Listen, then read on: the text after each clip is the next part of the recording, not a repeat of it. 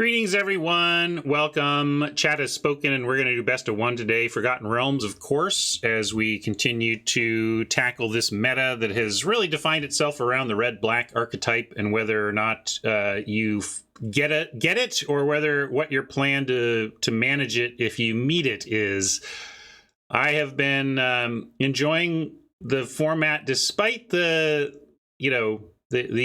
prevalence of this one archetype standing out like a dominant thumb.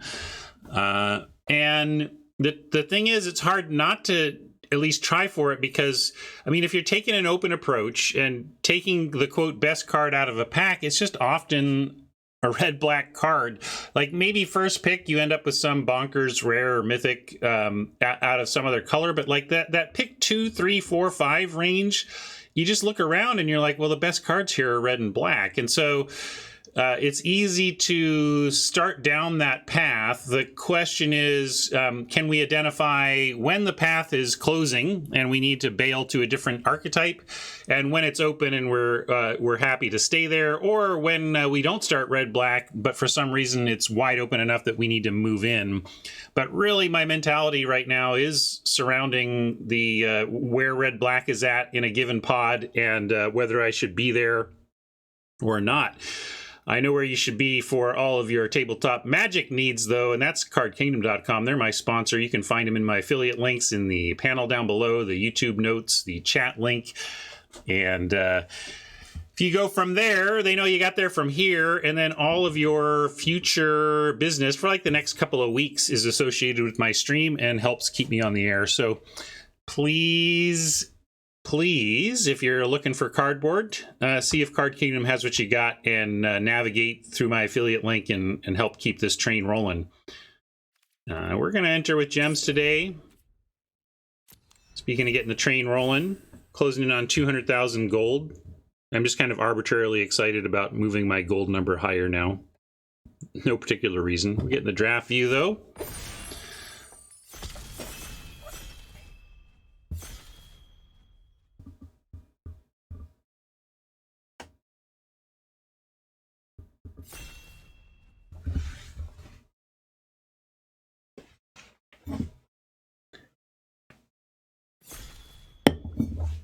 But it's funny because I'm choosing the other number to go down. Oh, so now there's this draftsmith coming in here. What is this? Ratings based on the cards you've already chosen. I see. Well, we'll leave that up and see what it does, but I know y'all can't see it. And this is what I'm talking about. What's the best card in the pack, everybody? I mean, it's the Battlecry Goblin. So... and Flump is not. Most definitely not. If we didn't take this, what are we even taking? There's like nothing. Spoils. Like if we really wanted to force not red or not black, we could take spoils. But come on. Taking Battlecry Goblin.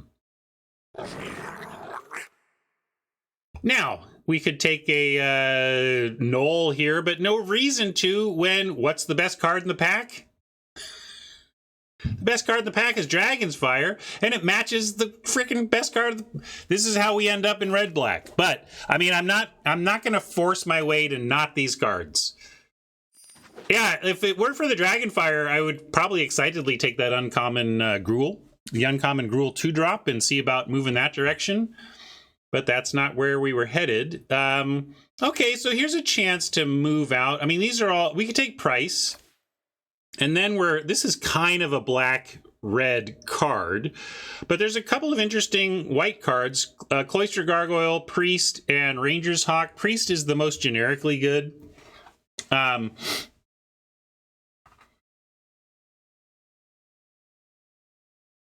Boros is totally fine too. I think Priest is the best card in this pack. Price is the best card if you know 100% you're red-black.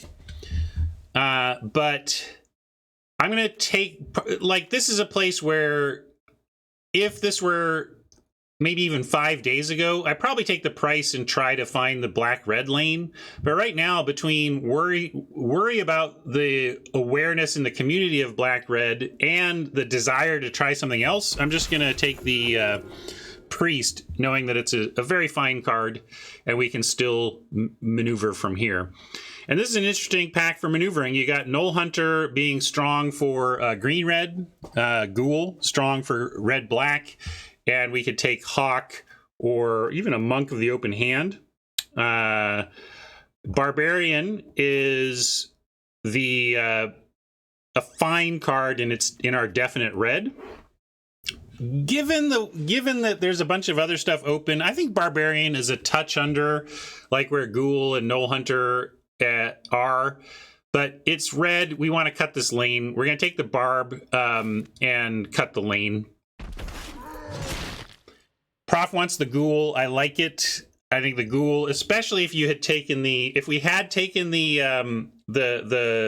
Active Treason, the previous pick, then I think I'm kind of priced into the Ghoul at that point.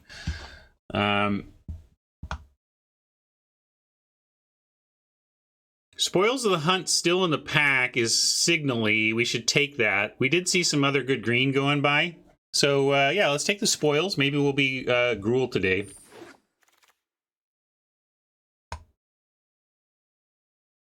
Army Vet jumps out, especially if we back into Boros, which loves the equipment. Wizard class is a strong blue card, but we're nowhere, well, not nowhere near blue. I mean, blue-red dice chucking could be a thing. Every time I've not seen anybody draw more than a card or two off this, so I'm gonna pass on the Tavern and just take a solid 2. I believe you, Fenor. I know. I just feel like this is a strikeout home run card, and I'm going to take the solid 2-drop.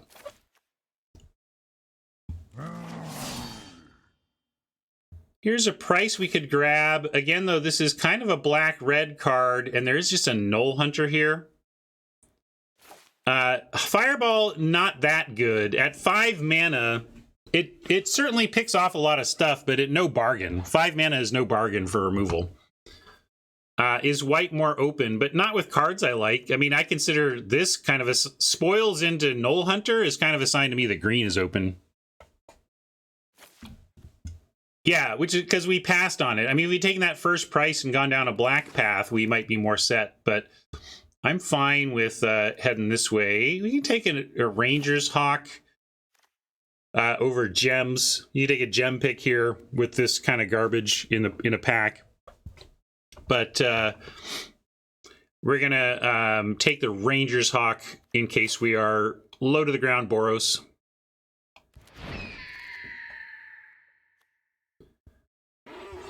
Spoils still here is kind of set telling us exactly where we're at. I mean, this was our second pick out of this pack. I don't know even what our opponents are doing. Like, this was what I considered the second best card in the pack. I don't know.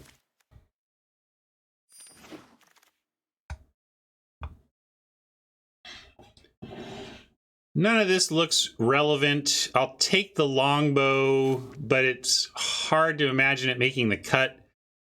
Anything here? I guess I'll take the sellsword. I barely see the sellsword anymore. Like, it tends to be the creature that my go-to cut for red decks that need a cut. I don't really like kicking the door. We'll take You Come to a River as the best card here.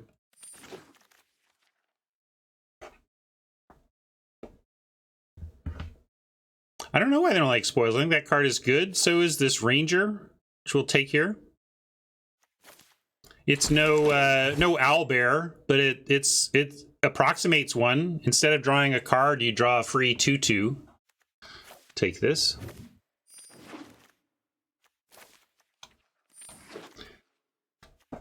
Really looking like we're Boros. I'll keep the Naya stuff up. I mean, see, then you got a Brunor that says you could go this direction. Zorn is interesting in black-red, but we're just going to be boring and take a Dragon's Fire. Wouldn't mind a Wild Shape or a Basilisk on the wheel. Morningstar is okay, but it's a little underwhelming. I mean, if you can guarantee the 10 to 20 roll every time, then I really like it. But when you roll 1 through 9 and just get a Goblin token and kind of a piece of clunky equipment, it's whatever. But I still take it and play it. It's just, I wanted to love it. I wanted to think it was amazing, and instead it's just fine.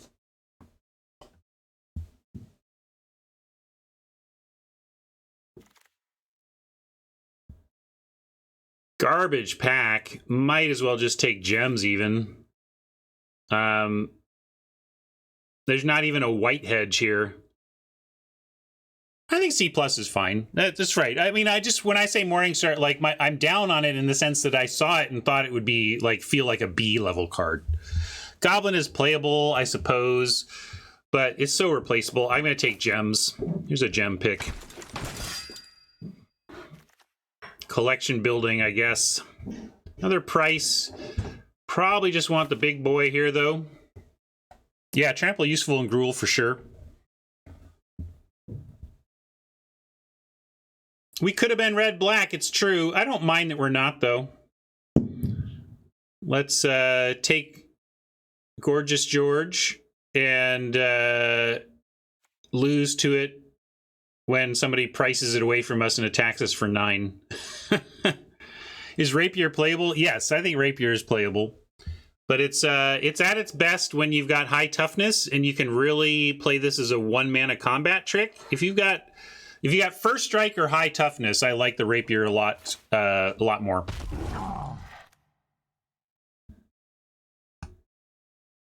Yeah, these packs are just ugh. I mean, you could take plate armor if we thought there was a chance to get back into white, but it's not worth it for a Ranger's Hawk or a Priest. I think we just cut these and see where we're at and do the best we can, and that means Direwolf Prowler. Don't love this card. 3-mana 2/2 as a baseline is really tough to swallow in today's limited, but the activation is real.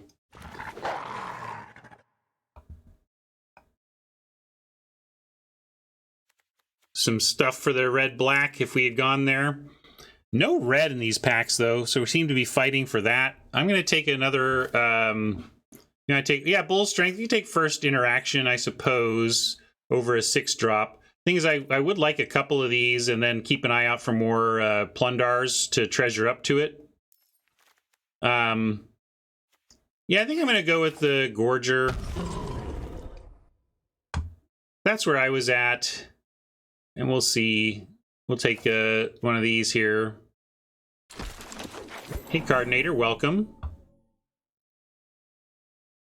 Not really doing a lot of life gain. Are we doing any? Can we possibly justify this roper? How do I get... You go away there.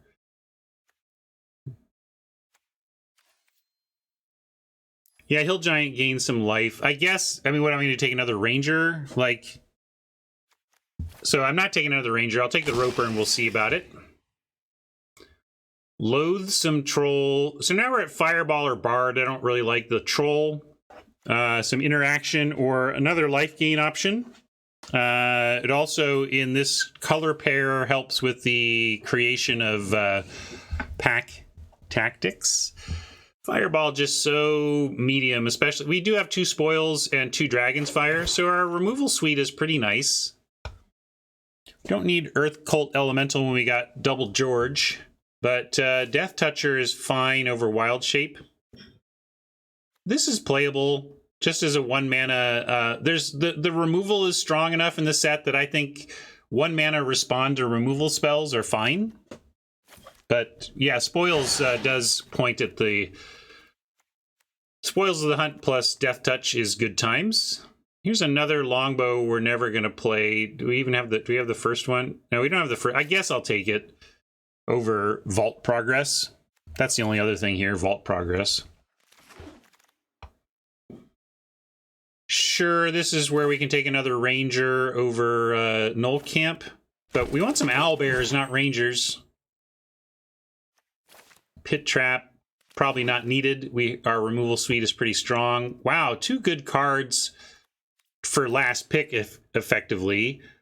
I am going to take another creature here. At some point, I want a combat... Oh, I guess if I knew I was getting this one, I would take the combat trick, but... I just feel like we're going to get one of those tricks, and I don't want a bunch of them.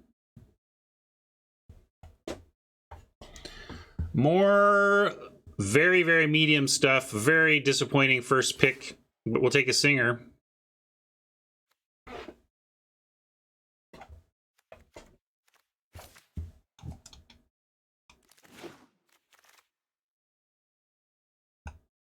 Red Dragon or just a trampling 7/3. I guess we take the trampling 7/3. Let's try that.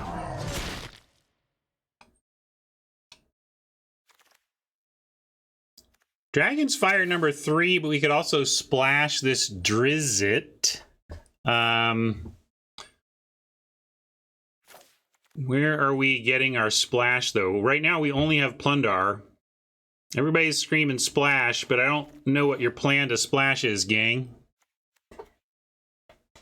Oh, you can just take an Owlbear or Dragon's Fire.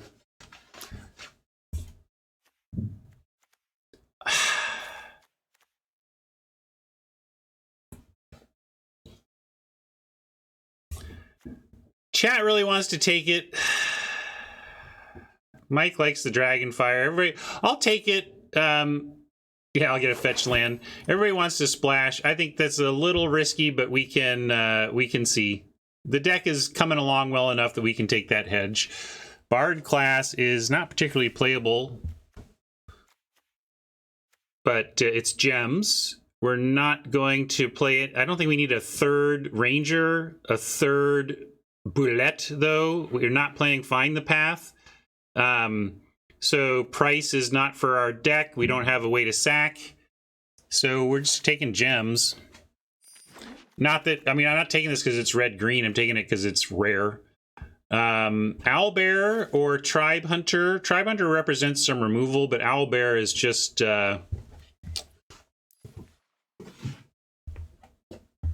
good.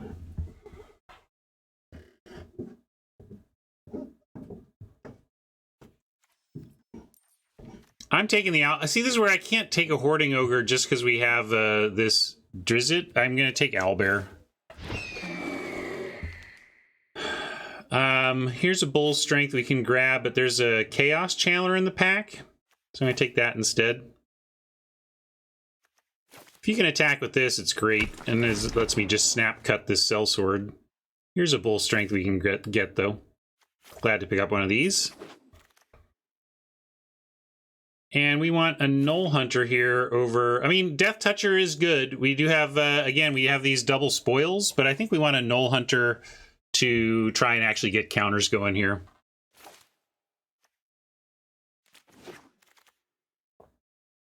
Third George. I don't know about that.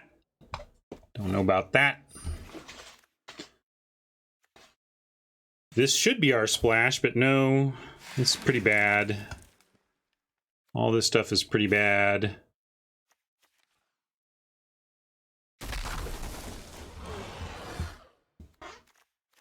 Plundars and Cursed Idol is the only way we can make treasure. Yeah, it could have been basic land. I wonder if it was... I wonder if this was basic and they just felt it was a little too good, a little better than they wanted it to be. I don't know. But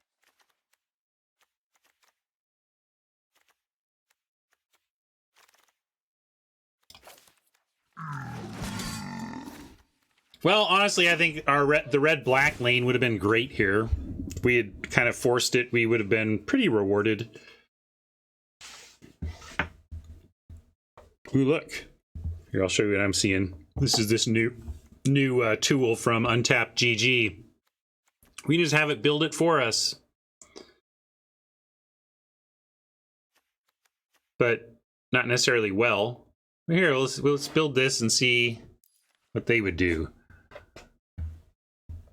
Just cut that, yeah.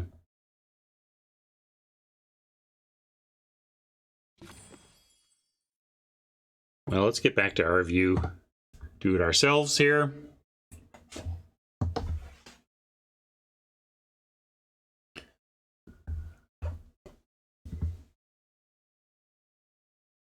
I'm not cutting idle if we want to splash this, but I'm just kind of the mind of this.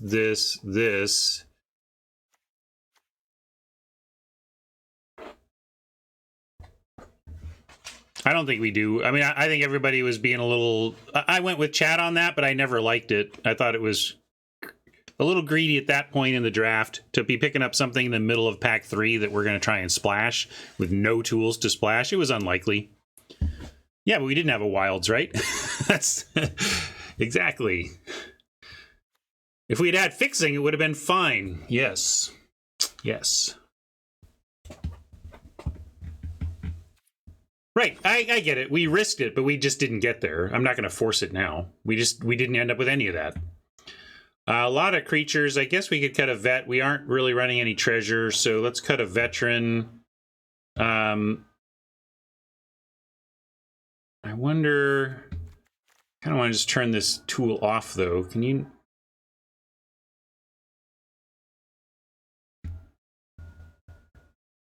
Yeah, it was a gamble. Didn't pay. It's okay, but I'm not going to run it. We could run a Dryad to give us some ramp. We could just run another George. A little nervous about 3/6 drops, but if we get there, we just start taking over. This also just could be an 18 lander, and then cut something here in the middle so that our big end we get to and cast reliably, like cut the Roper.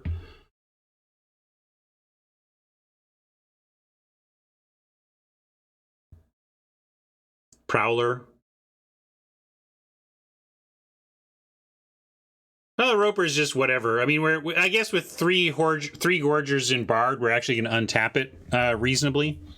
But maybe Prowler. Can't cut any of this stuff.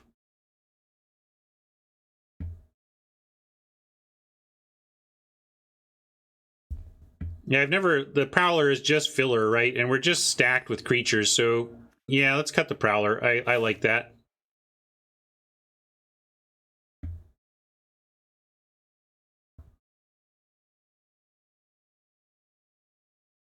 And you're right, just a big early blocker to get us to our giants is fine. I mean, our biggest problem is literally being black-red decks stealing our Gorgers and attacking us for 9 with them. But this looks all right. We got 3 Georges. We've got a couple of dragons fire. George versus George and the Dragon.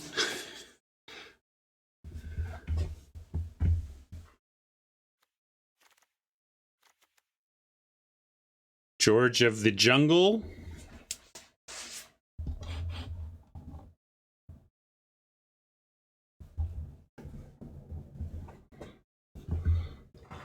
Yeah, I don't know. It's like how can you can't be too worried about flooding in a deck with 3 6 drops and 4 5 drops, including one that draws a card, and Chaos Channeler is a thing to do with flood. So I don't know. I think we have some tools. Like, yeah, if we have 9 land and 4 spells, we're not going to win. But you know, like we do have a place to dump mana. Yeah, we could cut a land and play the Dryad. That's an interesting idea. I don't think I want to do that, but we could say, here, I'll do it this way. You can pretend that this single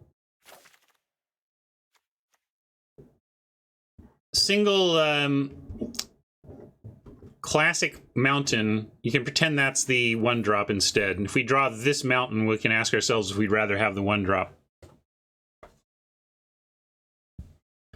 Idol is interesting too, as a way to do that. But let's play this. Let's I just need to name it.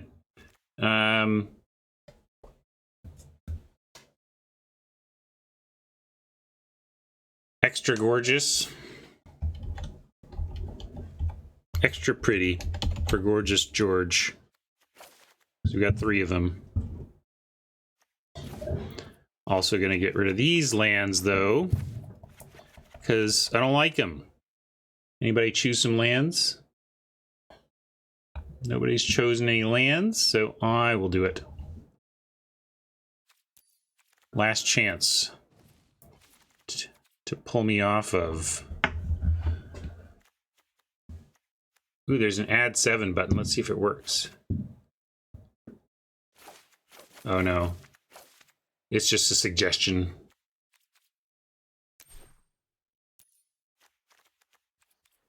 Again, I'm looking at the new untapped UI.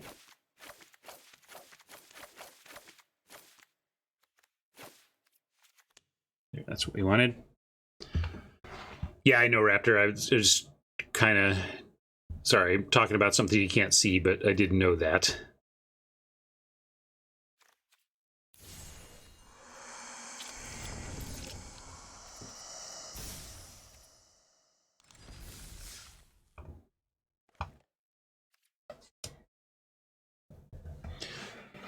All right. See if I left any memes on. I did install some new ones from Prof. See if they come up today. And you can tell me what you think of our chances here.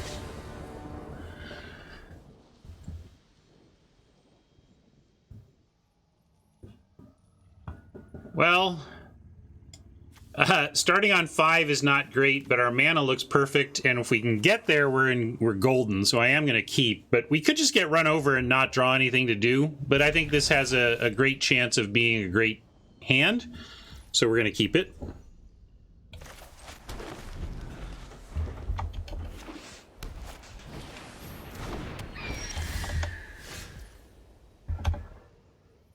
Plundar helps a lot.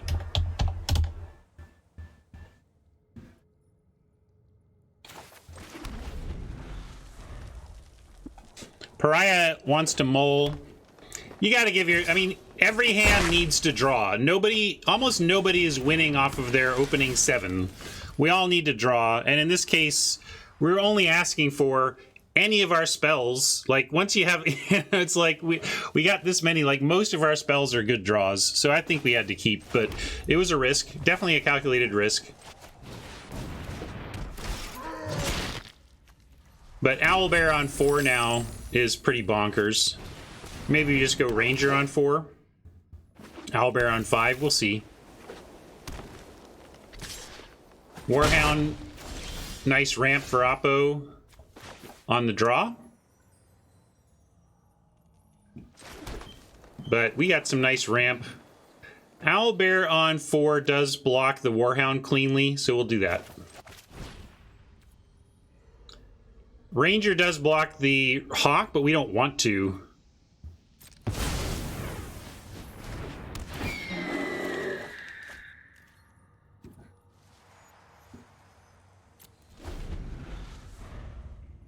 Probably just should have sent the Barbarian. I should have, but also I do like offering the Barb for the Hound here instead of putting the Owlbear in harm's way. Trade Barbarian for a trick if they want.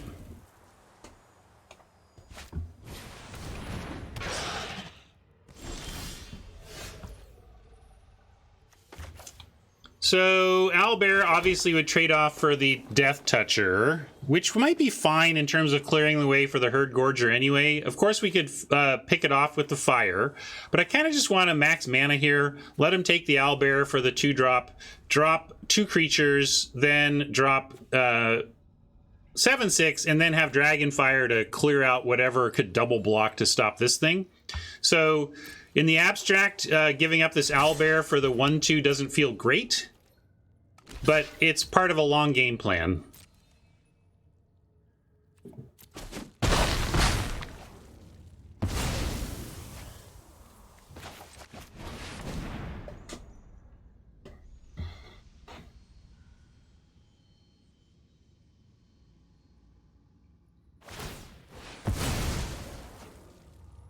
Yeah, we even got some trample damage in.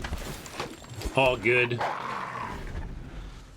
And this is where it just feels like this backed by this is going to be awfully tough. Like, maybe they come up with something where with Dungeoneer plus something else they can block this, but if they don't have 2 4+ toughness, we're going to blow it out.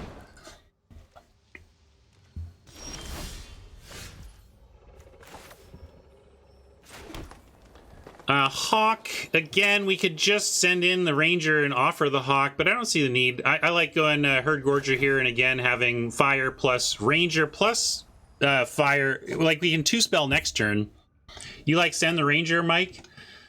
I mean, we're just trading it off for the Hawk. And maybe that's fine to, again, clear the way for what's coming.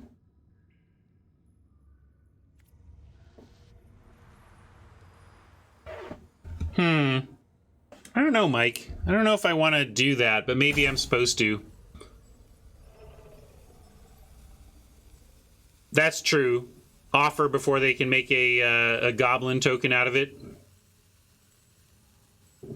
No, I think I think he wants. I think Oppo wants to leave the Hawk back because the 4-powered Ranger is a real threat. So, all right, I'll give the nod to Mike here, and we'll give it an attack with that in mind. That it's preventing an even worse chump. A worse chump for us.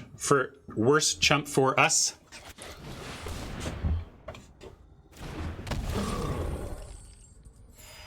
And this asks a real question here. I mean, all right, they had the answer.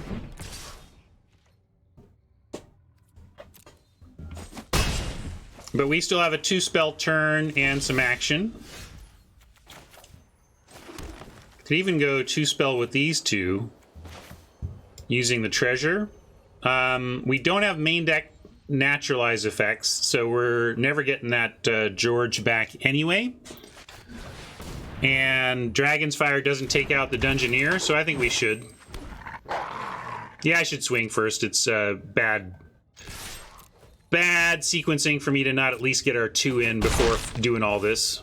But yeah, I'll go ahead and use the treasure.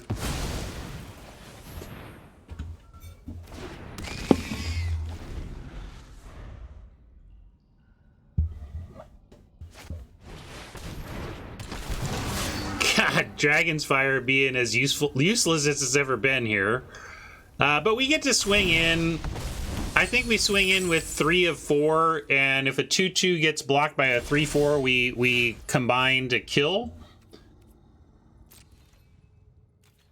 And I don't know what. I guess we could leave the Ranger back, but I like applying pressure with it here, especially with now a Death Toucher that we get to put back on D.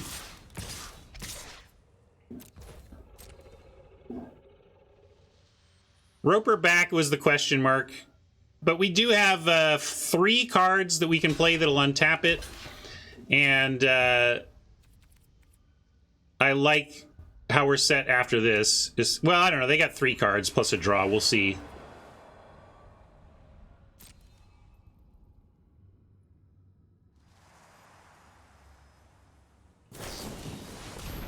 Interesting.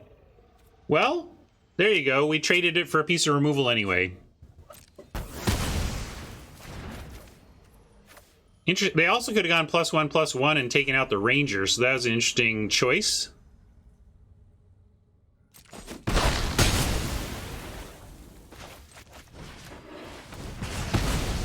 We're top decking, but we have a board. I don't love these 2 against 16 life and 4 cards or whatever, but those 2 both work. All right, all right. If we can just keep them off of any life, this will be fine.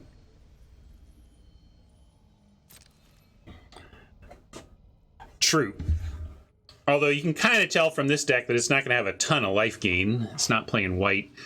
Yeah, let's send the most damage and then have 1 Death Toucher to threaten one of these 2. I think Mike and Fenor are right about that attack, and this has got to be a trade-off here.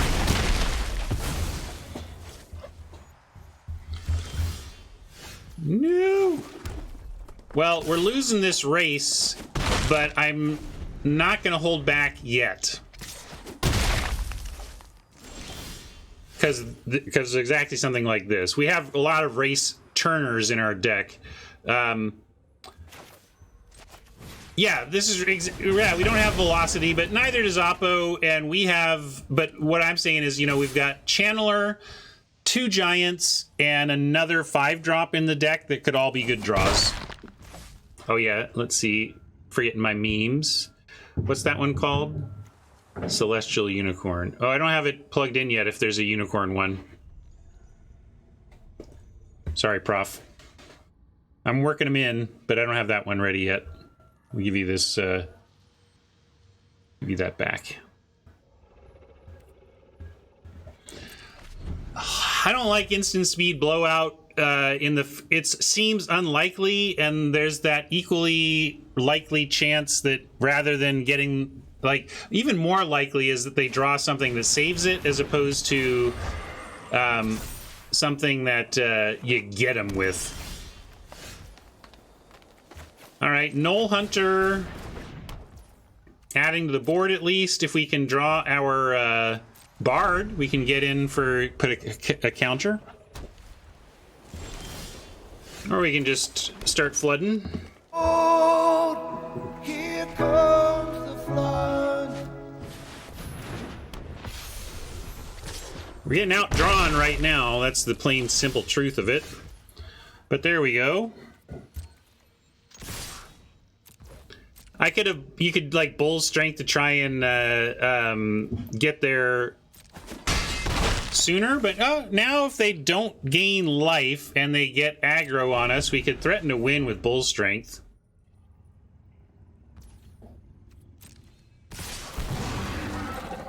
All right. Well, I guess they make a token, so this is not going to work. But if we need a little more. Oh, they're doing that. Okay. I thought they were on that side. Gotcha. They're not on the goblin side. But this could be better for them in the sense that we're losing this race now. We need some help. We just got outdrawn while top decking, but we have Tool. We have so many outs to not lose here. Let's get one of them. We will say goodbye to flesh and trample, untap, 2/2, but none of this says reach. Yeah, George, removal. We had outs, but unfortunately, Oppo figured it out, and we failed to draw. Bummer. Felt like that game just went great for us until top deck mode, and then we got outdrawn.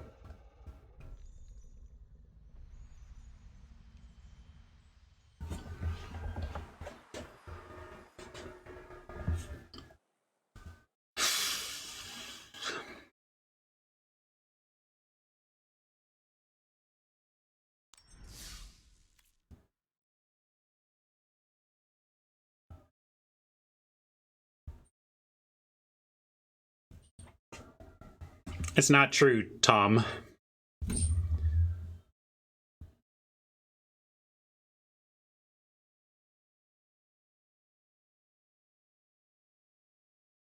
It's very declarative and not as knowable as you're making it out to be.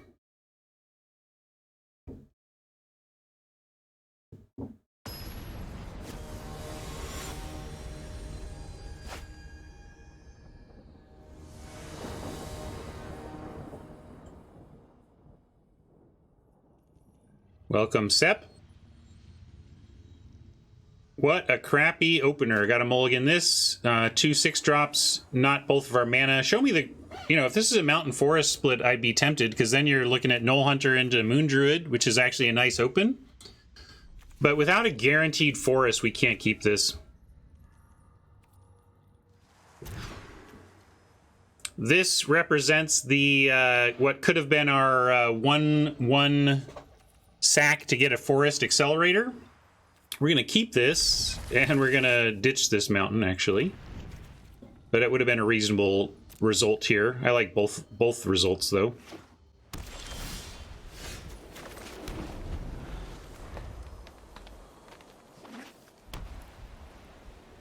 Bull Strength with the Roper is nice. Untap it, sneaky style.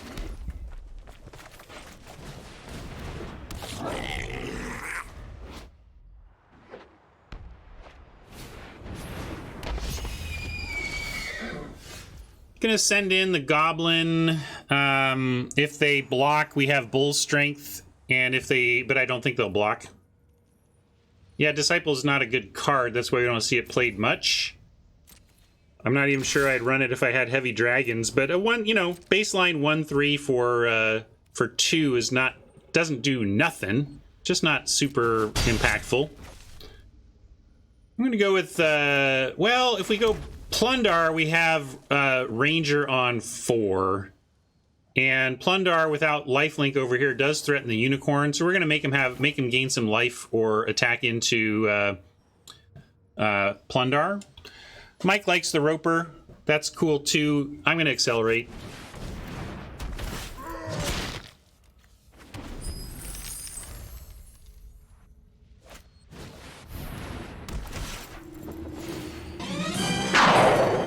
Thundar, they did gain a life perfectly.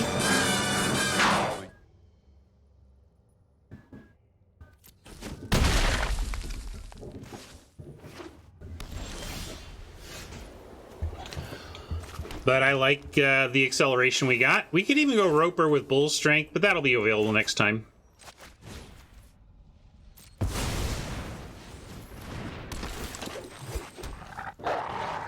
It's true you can hold Plundar as artifact removal, especially against colors, white that has a lot of equipment, but yeah, I guess we did have an alternate play. It would have been fine. But I like our line too. Obviously, I took it.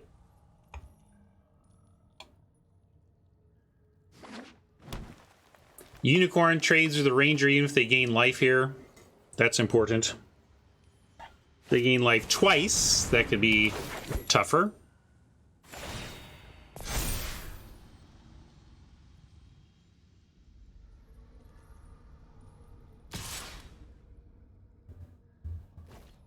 Yeah, we'll trade off here. I like, we have such big dudes that necessitate double blocks. I think that in general, taking trades is good for us.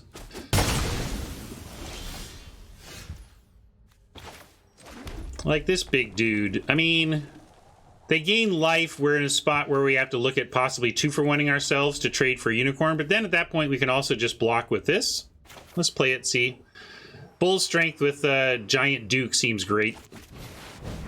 If they fail to successfully block this for 5, we crush. This was a goblin. No, giant barbarian.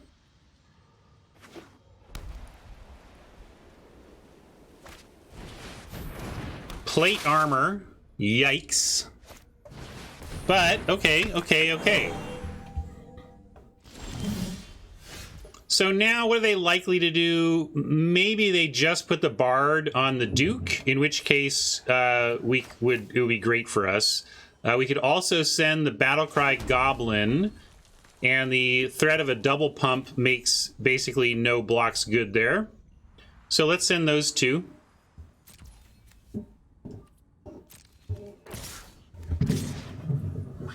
We also get a attacking Duder out of it. And they don't really have blocks even on that. I mean, if they put Unicorn on the 1/1, we just go to town pumping.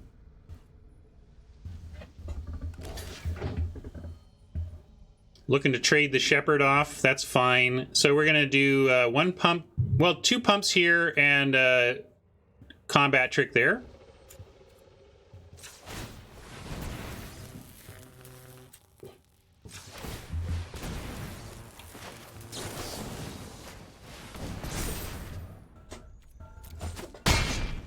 Yeah, maybe the Goblin is even more worth saving, but this thing is big and tramply, and we get to get some value out of it.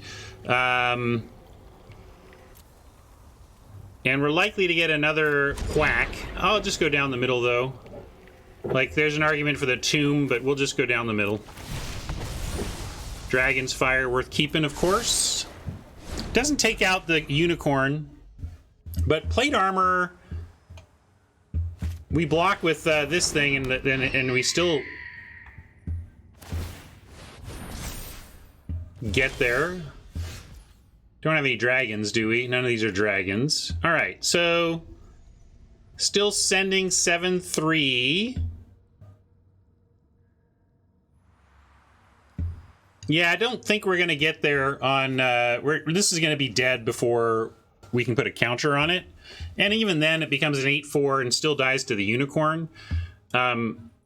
If we send all, we have to be, like, we're saying... If we send all, then we Dragon's Fire the unicorn to finish it off if they eat. And we can Dragon's Fire the hawk as well. Yeah, I think you're right. Let's send all. We don't even need to shoot the monk. What monk?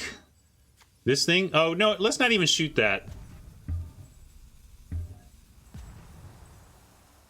Yeah, I suppose that's true. We don't want Ranger for the 1/3, which would be the reason to Dragon's Fire it. But then we don't have the Dragon's Fire to finish off one of these. So let's send everything but the Ranger then. If we shoot Ranger and swing all, 7, 8, 9, 10, 11, it's true that they need to make some trades here, or they are really going low. But I also kind of wouldn't mind one of these dead.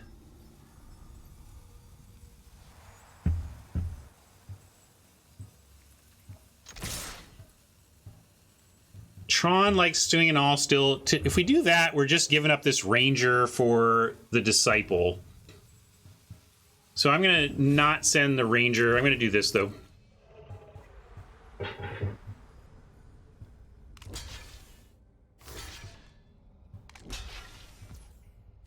Yeah, this is all fine. Lose a Gobbo, no big deal. Take out the Hawk. Make him move the plate on their turn.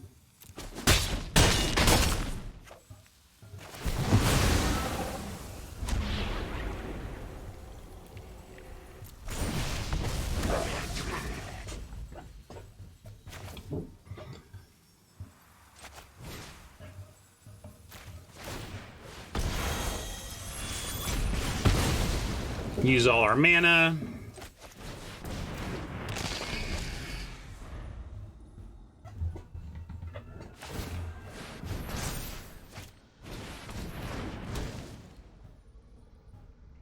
Here's the equipment that Mike wanted to save our barb for, by the way. I acknowledge that. But we did get to accelerate out. Now, though, we are in holding pattern, looking for a way through.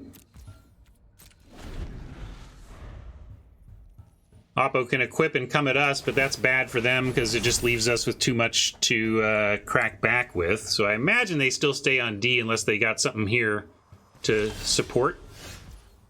All right, Dragon's Fire now gives us the ability to send all. If they want to eat the Goblin, that's amazing. If they block any of the others, we get to Dragon's Fire default finish off, so let's swing away.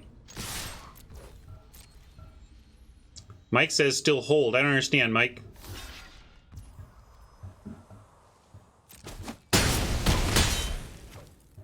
How is this not correct?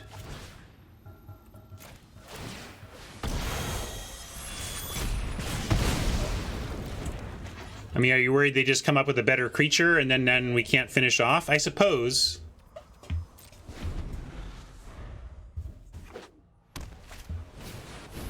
I mean, you're right that, like, they have follow-up, but I just don't know how we don't do that.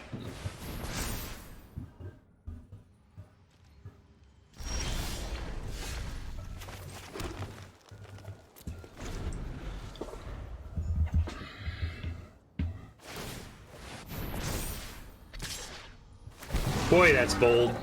Come on, let's punish him for that.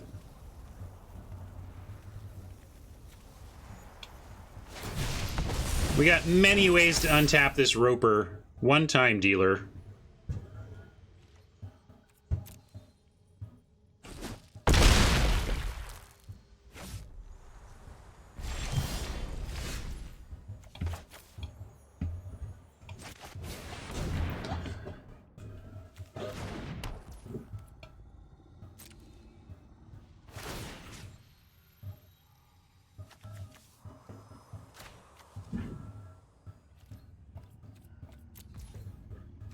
Yeah, now we gotta chump a Goblin and hope to top deck.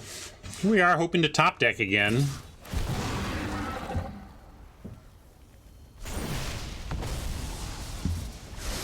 Deck feels solid, but we are petering out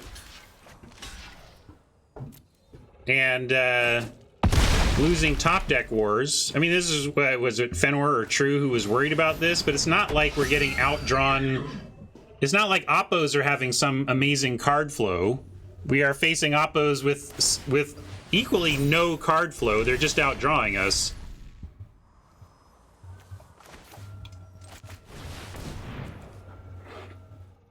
I mean, this is sick. Like, we're going land, land, land, and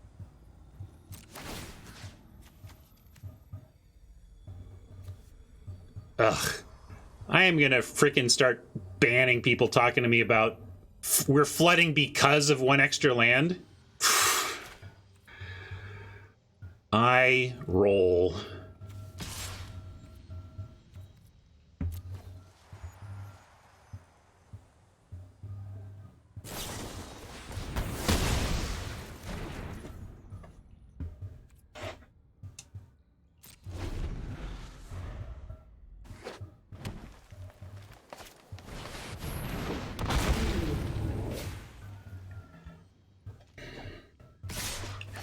Come on, math. It's in your name. You can't be telling me you're coming to some serious conclusion after our 2 games.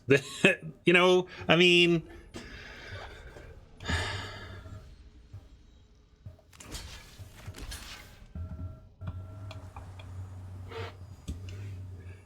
Well, now we gotta do this. Why not eat? There is no eating. Read green dragon.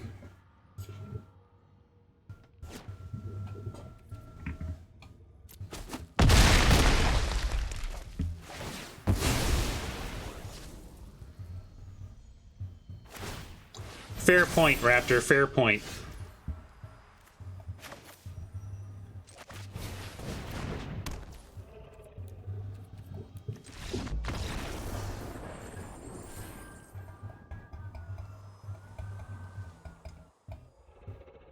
Anybody saying that we're, quote, flooding because of 18 lands, you need to follow up. Are you saying we should cut a land? Are you saying that this is not an 18 land deck?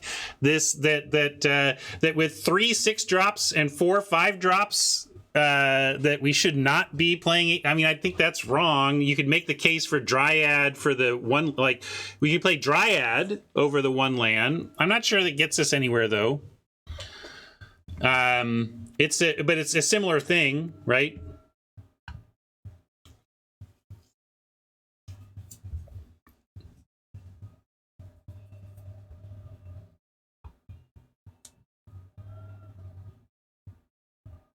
I don't think that's true, though, Fenor. Saying that 18 lands, like again, you're suggesting that 18 lands isn't correct here, or that 18 lands plus or 17 plus Dryad isn't correct here. And yeah, like 18 lands needs mana sinks and or velocity. 18 lands is for when your curve is insanely high. Our curve is insanely high. Come on. I'm willing to do the mountain out for, we can try the Dryad and try this as a ramp solution. But the idea that this is not an 18 land deck, or at least 17 plus something like a Dryad, feels way inaccurate to me.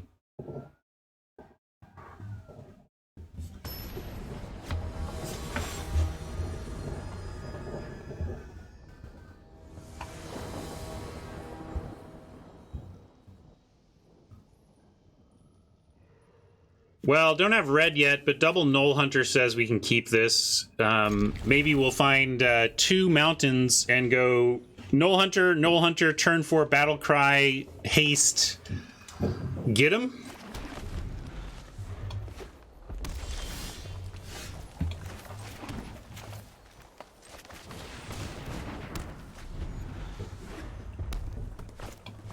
If so, we need mountain now.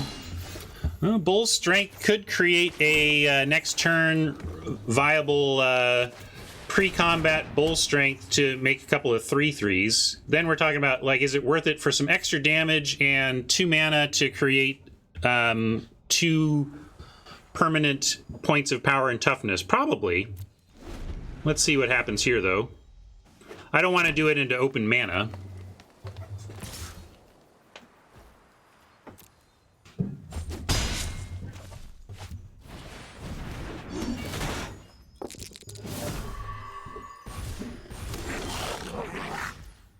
Alright, well, we don't get the sweet Battlecry Goblin triggering, but we do get Battlecry Goblin plus Bull Strength, and I'm going to do it. Don't have anything else to do anyway unless we're going to spoils, so... Now, can I do this in response? No, I got to do it now.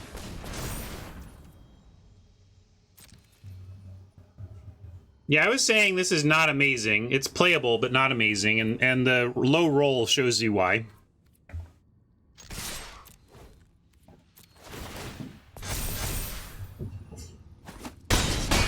Yeah, they keep growing, that's the main thing. And also, you know, really, 2 mana for extra damage and 2 permanent 1/1s is itself not a terrible deal.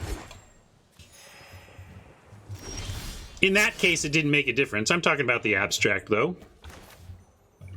And now I like hunting the bard, and then attacking, and then pumping the goblin. We are going to trade it off for the veteran, but it leaves them with, like, nothing.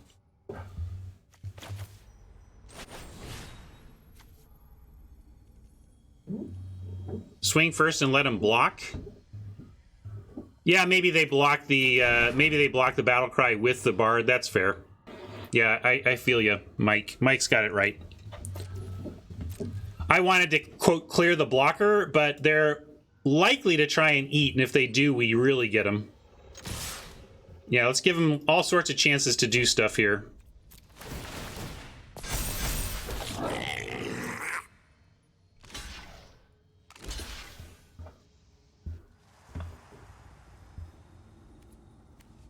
So, still get a nice freebie, and really nothing else changes anyway. Although, I guess what changes is we would have gotten the Null Hunter through for damage, right? You like killing the veteran and keeping the goblin? Yeah, we could do that. Maybe that's fair. Do we want, like, both of these have reasons to want us to keep them around. I mean, the problem with keeping the goblin is, ideally, we're going to be tapping out to make a herd gorger and don't really have time to do this. But maybe if we have the mana to do this, we just should, and we'll win that way. And we do get to keep this gobbo. Yeah. Raptor says keep the Null Hunter growing every turn, but we keep this gobbo and we can make extra pumpable gobbos every turn. It's a really interesting question.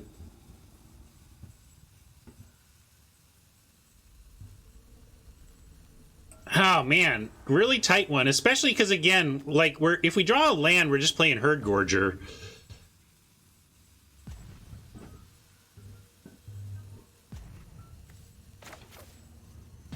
I'm gonna do it this way, but it's close. Ah, Oppo didn't care. It's like either way. If I'd known you were gonna scoop Oppo, I'd have done that sooner.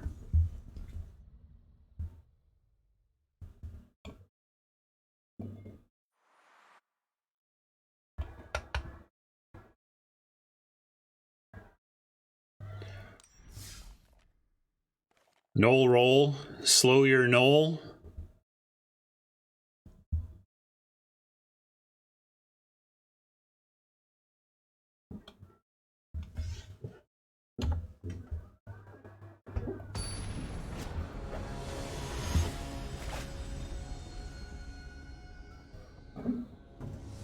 Well, we notched a win. We won't go winless with this, at least. I think this deck is a lot better than 1 and 3. I don't know how y'all voted on the par poll, but I would say this is a solid 3.5 type deck. Surprised if we crash and burn with it. Yeah, it's a good hand.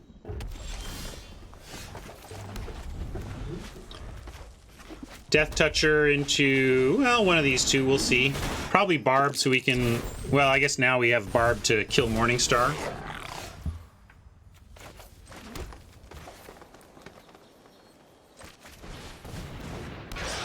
Let's make him equip this before we kill it, though, which means I'll go for Valor Singer next turn.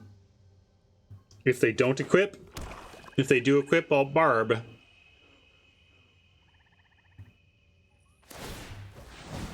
Alright. Although, gosh, if they're going to attack, I don't even necessarily need to do that. We can hold on Barb. Maybe they'll spend more mana to move it around or something. I'm going to go Singer here. Blocks the 2/1 and gives us a bonus on attack right now. If they spend removal on it, wonderful.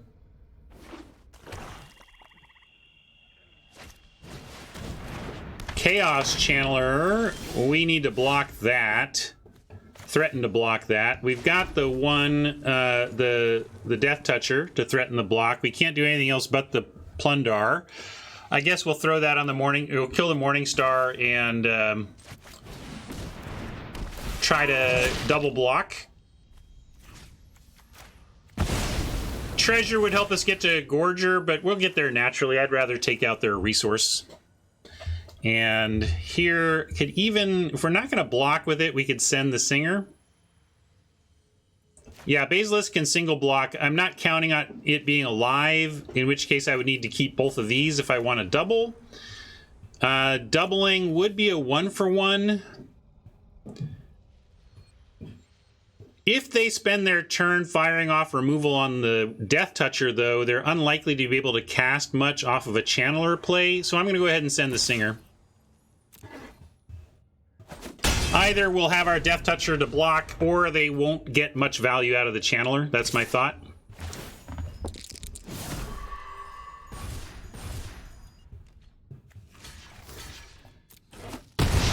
That's great for us.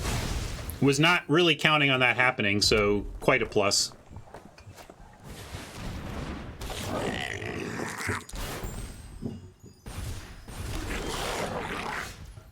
Lots of Gobos. We do have an Owlbear behind. Probably just want the Ranger, though, to try to trade the Ranger for the Goblins and then have our trampling 4/4 survive into the future. So I'm going to send the Singer in, and if they want to trade all 3 of their Goblins for the Singer, I'm cool with that. Or yeah, we can just send Barb. Although they can trade 2 Goblins for that. But yeah, let's just send Barb. That's a nice throwaway critter here. I'll take it. I'll take the 2 Goblins we're likely to get for the Barbarian. It's not much. It's kind of their freebies from the Goblins, but we got value off of this too. And again, like keeping the board clear against the big monsters we have coming. This is getting rid of some chumps and getting rid of some double block potential.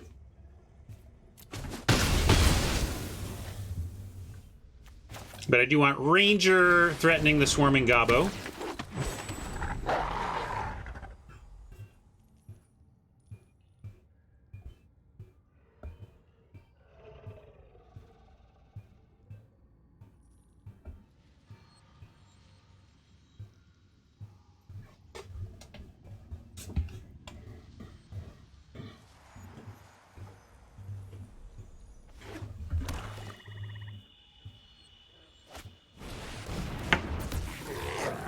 Interesting. Maybe they'll send the Bugbear, offering that up for whatever we've got. Although we could... oh, interesting. You know, at this point, I'm fine with Ranger on Goblins and then double block the Bugbear. I'm a little worried about a removal blowout here, but you like take 3. I just don't care about anything. I want this board clear. Like if this board, the clearer this board is ahead of Owlbear and Giant Herd Gorger, the better. Maybe they've got some removal to turn this into a 2-for-1, but it's only for a token. I'm going to do this. I know we get it back, but I'm thinking about wanting a clear board, and that if it works, it's a 1-for-1, and if it doesn't work, it's a non-disaster 2-for-1. I hear you. I like taking away these double blocks. If we're getting 7 power off the board ahead of a 6 toughness and a 4 toughness. And Kind of want to get the channeler going, but nah, we'll save that for last and call that our mana sink and just get the George going here. Send first though. Might as well. Maybe they'll do something to spend resources on killing a wolf. I don't know. Give him a chance, right? Math says yes. Give him a chance.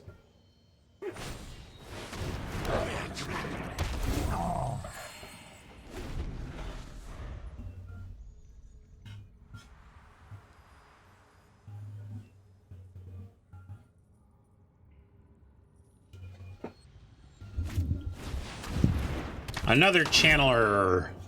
Well, we got a straight block on that one if they don't have removal. We're going to maybe follow the owlbear, as if they do kill our 7/6, I would be fine with blocking this with a 4/4, and then we leave our channeler in hand to hopefully drop and...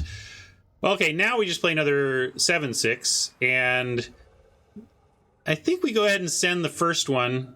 Got to get him dead eventually, and if they're going to be sending, you know... Again, if they can kill the Herd Gorger, it's going to be using up most of their turn to do so.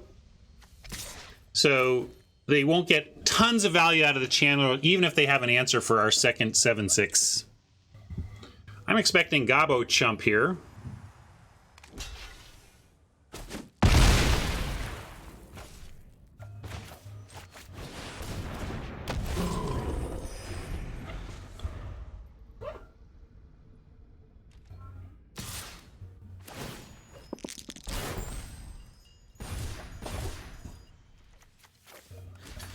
Good card, though. Suicide in and still get to replace it, you know. I do like the channeler. Ah, weaponry. It's 2 for 1, but a good one for them. But I continue to like our spot. And now we have 4, 5, 6, 7. 7 is not 8 or 9. Can't 2-spell here. I'm still gonna go Owlbear. Maybe we find something. But we should... I'm gonna do this first because we might find even... Well, I guess at 2 mana, what am I hoping for pre-combat? Dragon's Fire, Bull's Strength? Yeah, let's do it.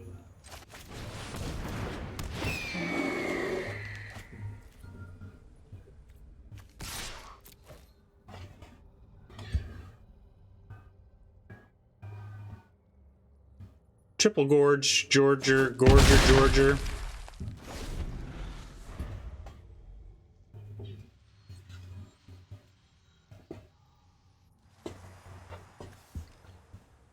Yeah, George is feeding some buddies.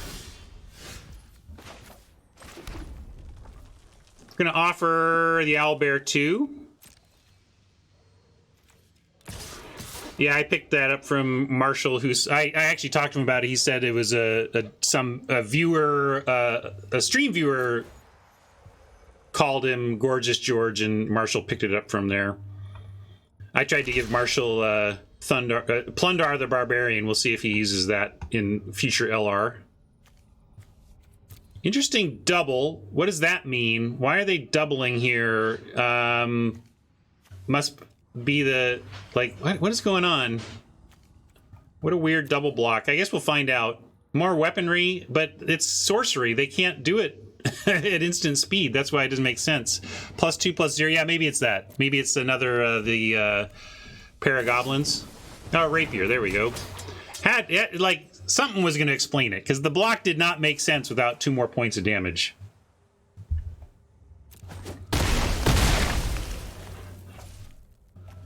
Sorry, Oppo. They just keep coming.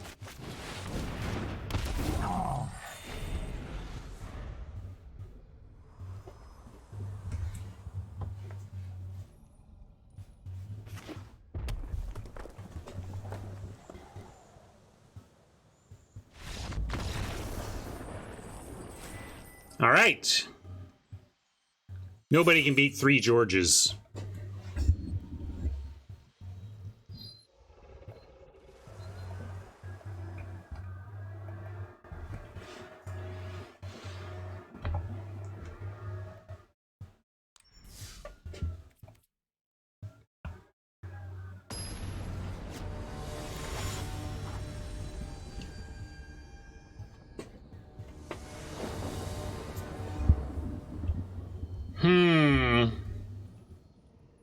Really tough keep here with nothing even to do on 2. Unfortunately, we got to mulligan this.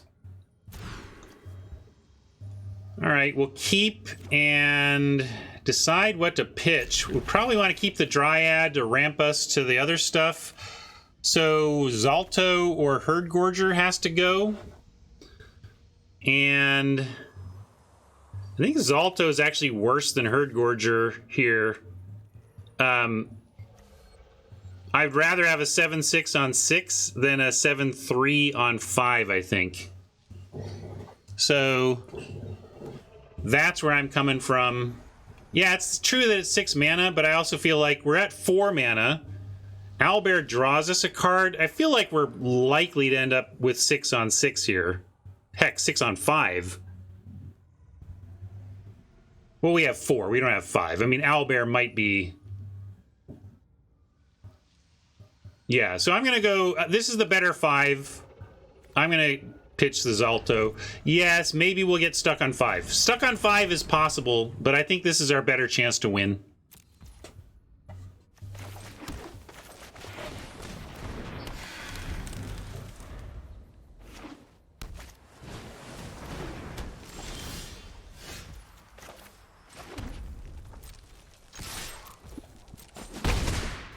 I am going to fire this off immediately. We might find a 4-drop that we want to cast. And certainly we have a 5 that we want to.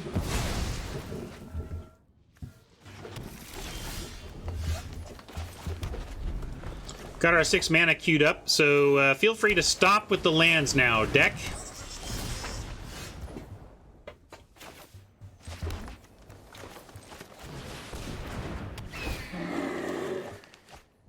Mr. Owl, how many licks does it take? Just for you people. You wanted Zalto, got him back.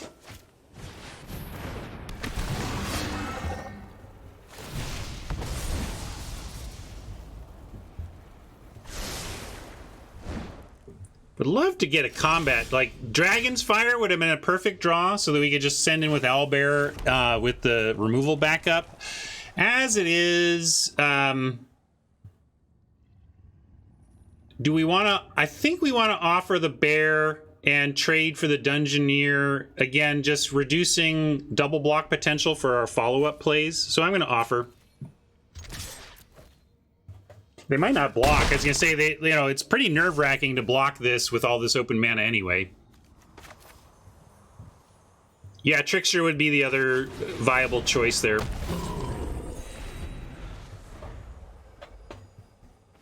We'll see how endless it is.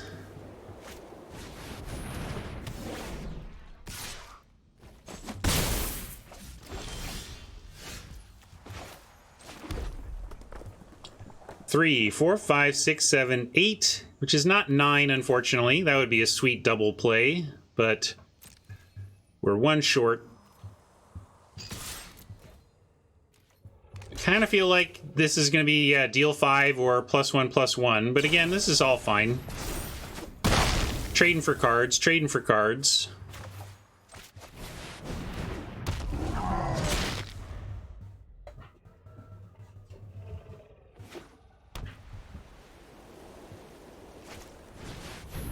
Ooh, don't love that. Since we're trading for cards, Oppo getting ahead on these card draw spells could be trouble for us.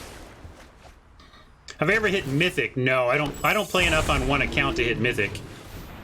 I hit Diamond pretty regularly on accident, but never Mythic.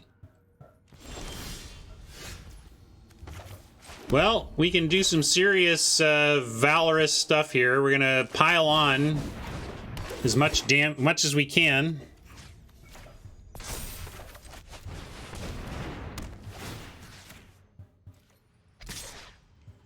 They gotta put well, at least a few things in front here.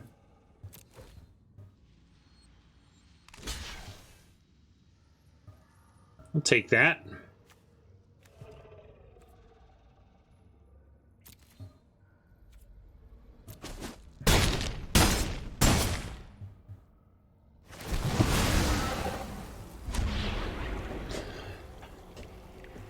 David was crushing it. David just used the red-black red-black to crush it, right? All right, I guess I'm not paying attention here. We're going down the middle. Yeah, we could try to leverage advantage. I think we just want down the middle. Spoils is great. We'll keep that.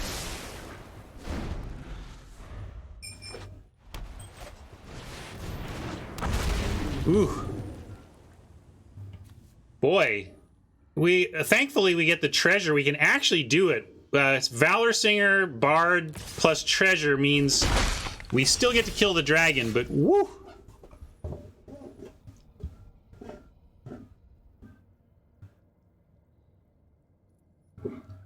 Probably exactly what it says. Because damage happens simultaneously.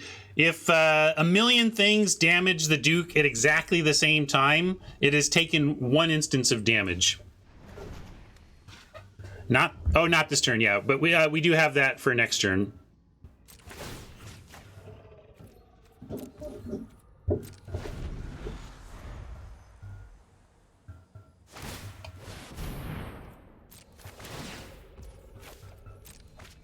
But if, like, one of those creatures had first strike, then it would have triggered twice, right? The first strike and then the regular strike, for example.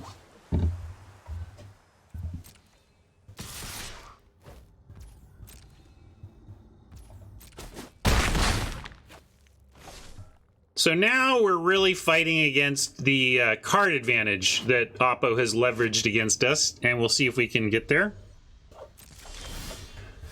Yeah, you get 2 ventures if one had first strike. Yep. Because first strike and regular strike are like 2 separate instances of combat damage.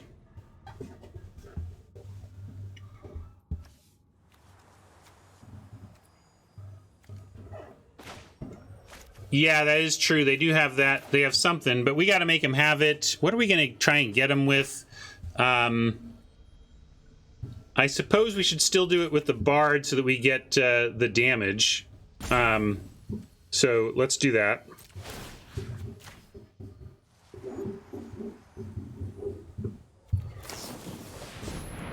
All right, so they're going for a tap. That's what they were holding. They got the freeze, unfortunately. I can't believe I'm going to lose to blue. It's blue-white, though. I never lose with that, so I got to respect that.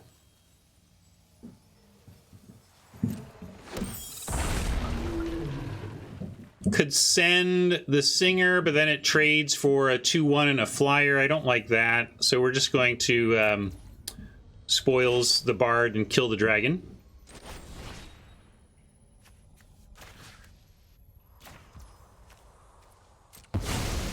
Thanks for the treasure, Oppo.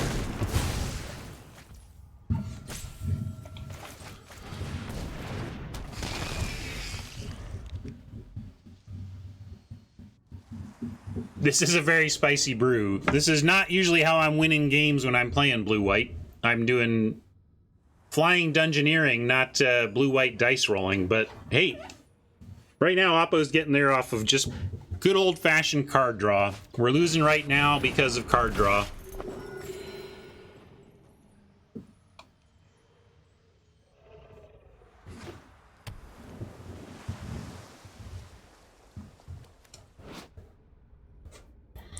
Boy, Wizard class pumping up would really put the game away. I don't know how we beat it. We need like Channeler. If we get our Channeler and somehow get 2 great spells from that, but we're just getting overrun with resources.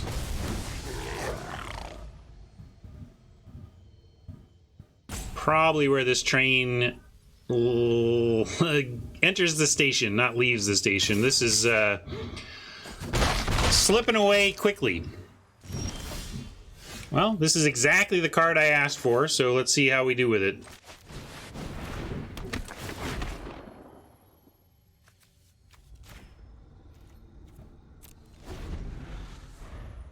And we still need a lot of luck. It's just that this represents at least some cards back. And Oppo's stuff is at least small. Like, this will trade for a couple of things and hopefully give us a couple of things. Or Charm Sleep just slams the door. Just slams the door.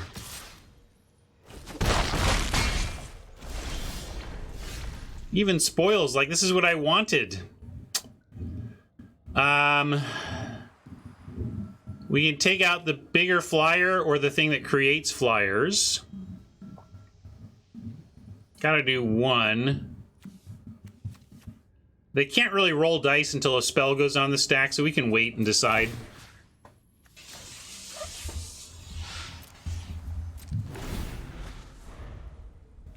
Mike likes swing all. I suppose. I'm trying to not die though, Mike, and I don't. And if we're responding to blocks, it means we're leaving a bunch of flyers alive.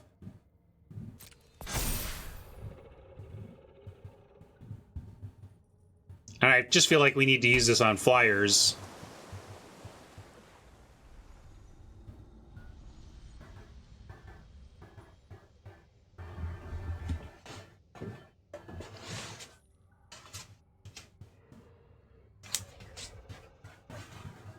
Yeah. Smart Oppo checking for hidden reach.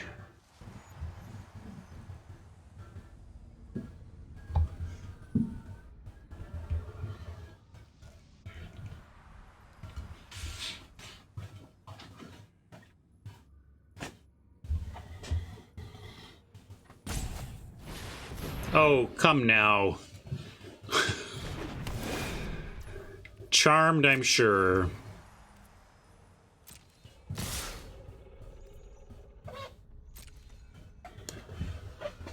Well,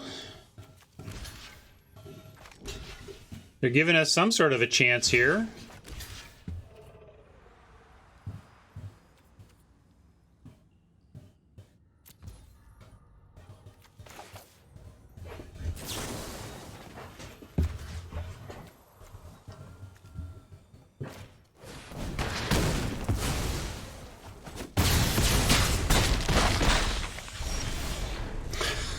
And our deck delivers.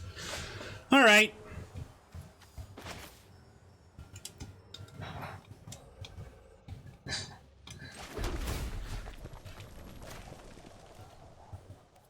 We tried, we failed.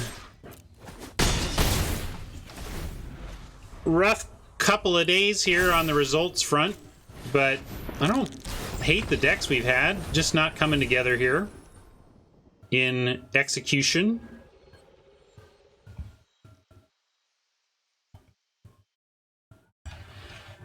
And, you know, 2-3 can feel so bad. Just feels like such a fail to go 2-3 when really, I mean, it's awfully close to going 500, you know.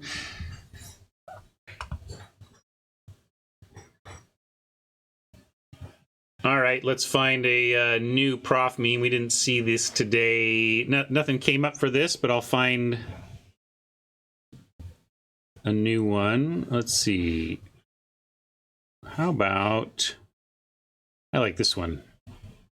Actually, maybe... No, Oppo never played one of these, but Oppo had the deck for it.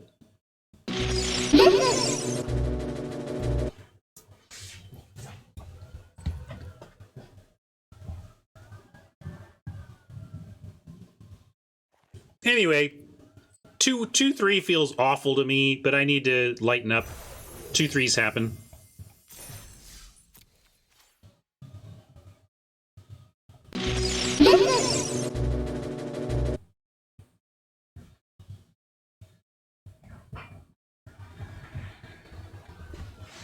I thought it was a little better than that, Fenor.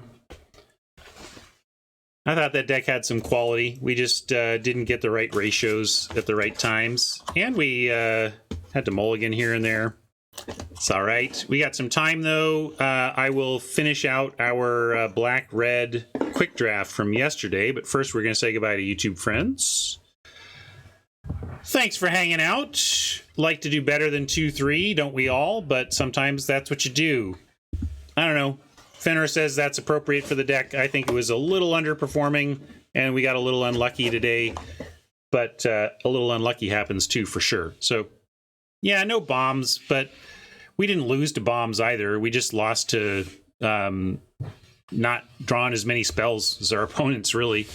So, there you go. Anyway, thanks, YouTube. Catch you next time.